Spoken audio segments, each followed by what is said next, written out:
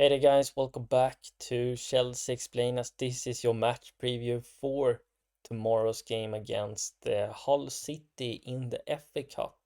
In the fourth round, it's against Liam Rosenior's former team that he managed before he took over Strasbourg.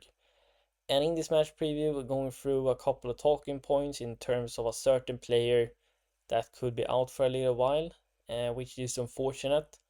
And also my predicted lineup, where we're going through a couple of players I really would like to see featuring in tomorrow's game. And then we're going through my score prediction and all this kind of stuff. So before we continue any further into this match preview, make sure to like this video, subscribe to my page, and hit that notification bell down below.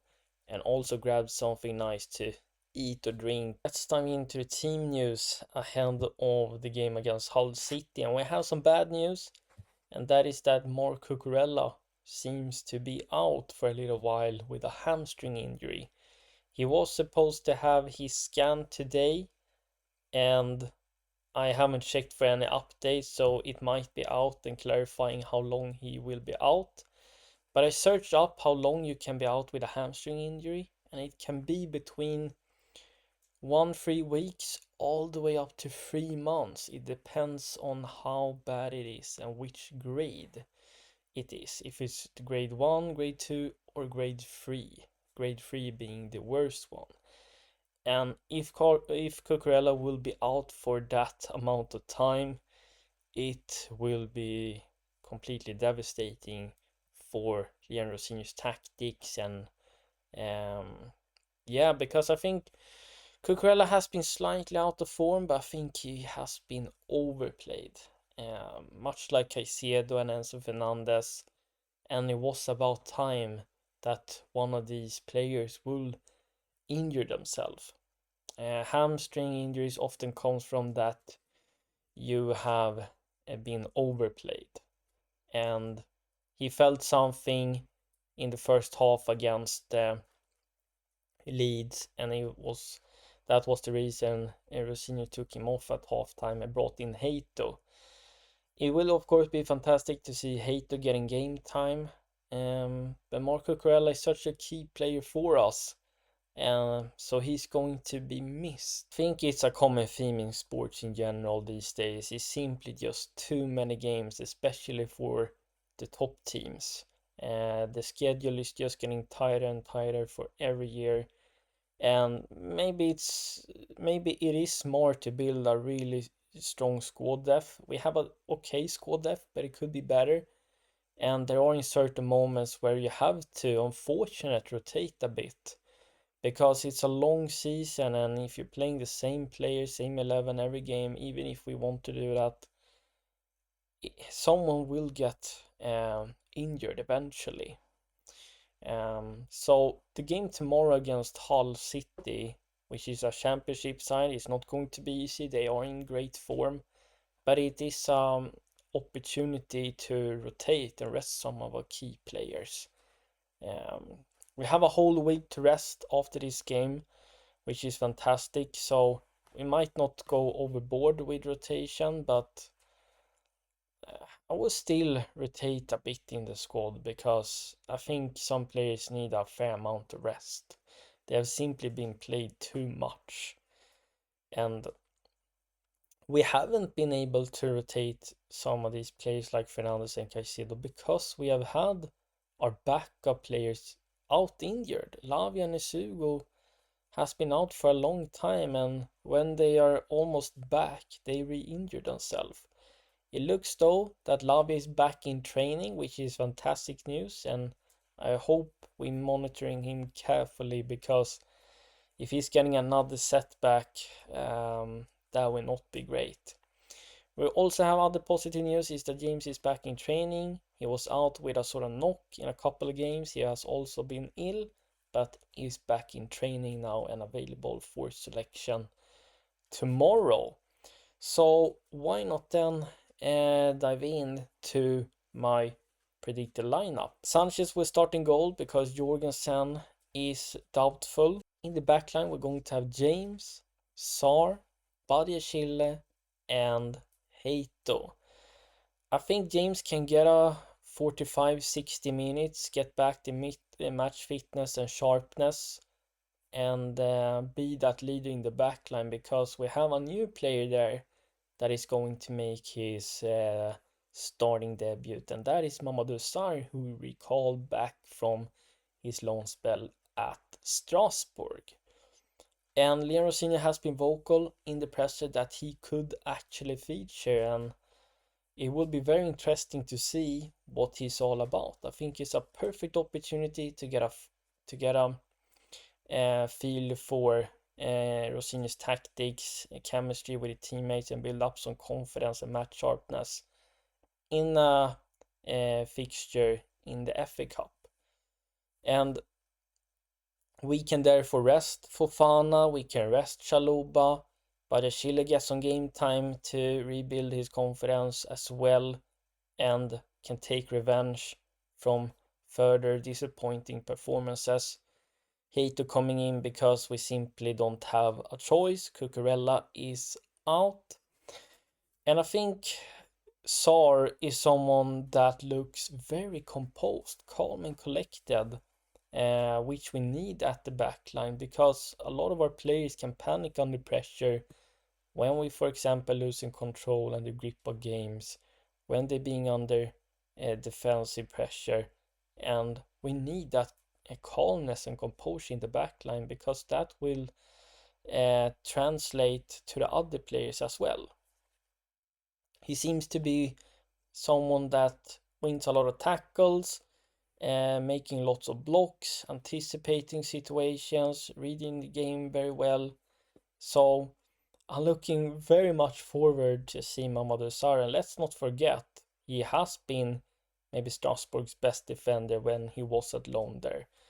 He was fantastic at the AFCONs when he was brought in, I think in both the semi-final and final, because Koulibaly was injured, and he looks to be pretty mature for his age and being this typical modern defender.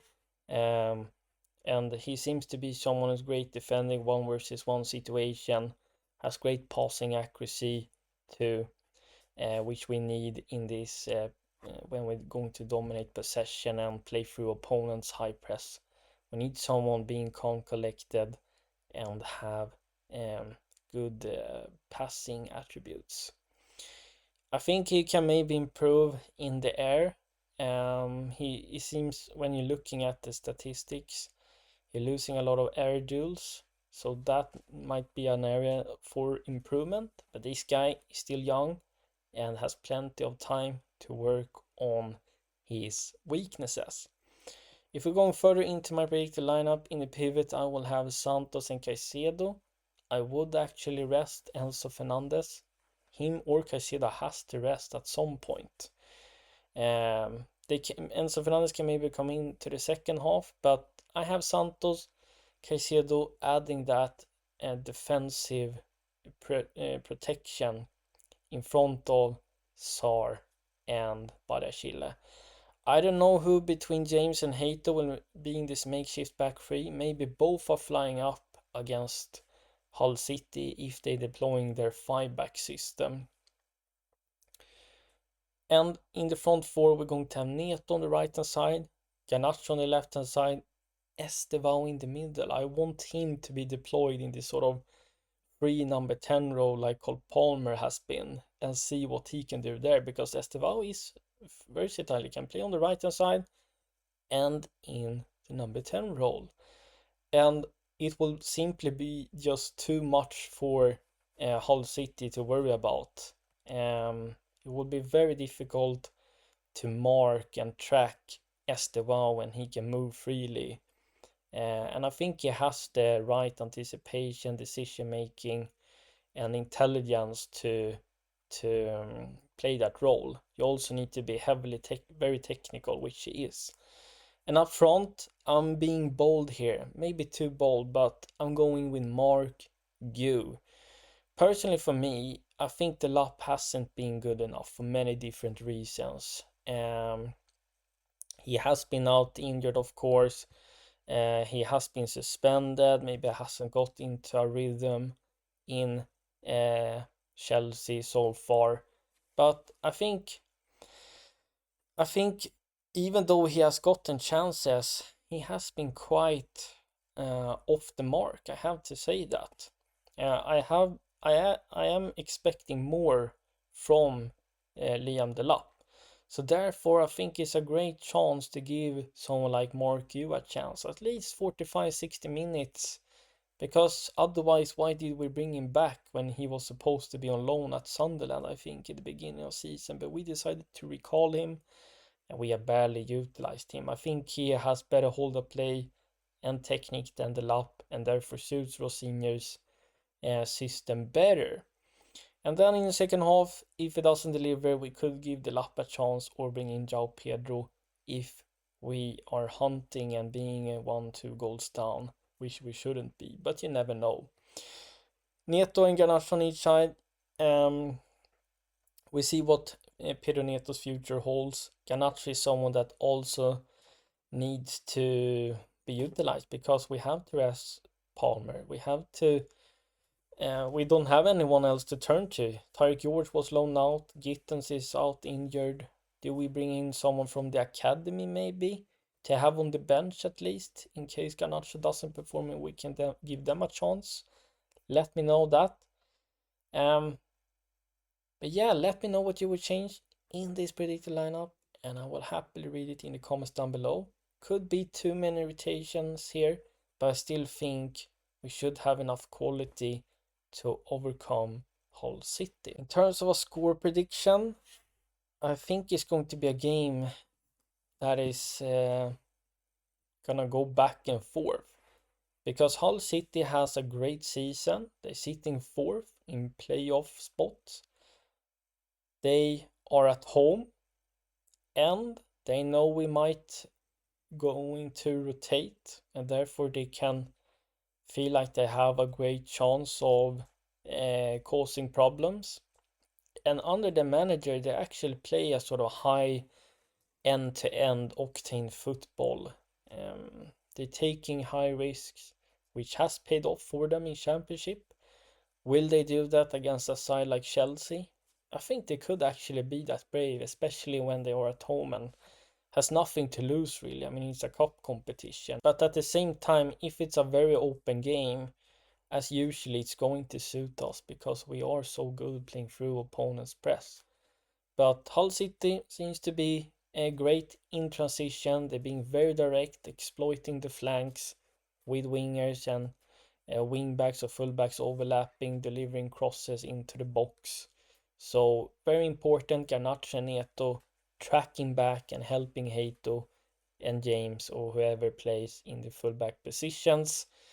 We could stop them by counter pressing high. Seems to be that Hull City is a team that has made a lot of errors. They concede a lot of goals and they misplacing passes, playing this brave high rewarding football, high risk, high reward football, and we can take that into our advantage. And immediately when we're losing possession, we can counter press, win it back, and make a couple of goals by forcing turnovers and errors. In terms of score prediction, I think it's going to be a lot of goals. I predict us winning 4-2. We seems to not be able to keep a clean sheet at the moment under the senior. He needs to focus. He needs to work on our defensive performances because we are losing concentration and control of the game. Our defending has been chaotic in certain moments, which has costed us. So I think it's going to be a lot of goals. So I thank you so much for watching, guys, and I see you for the match review after, and I'm out. Bye.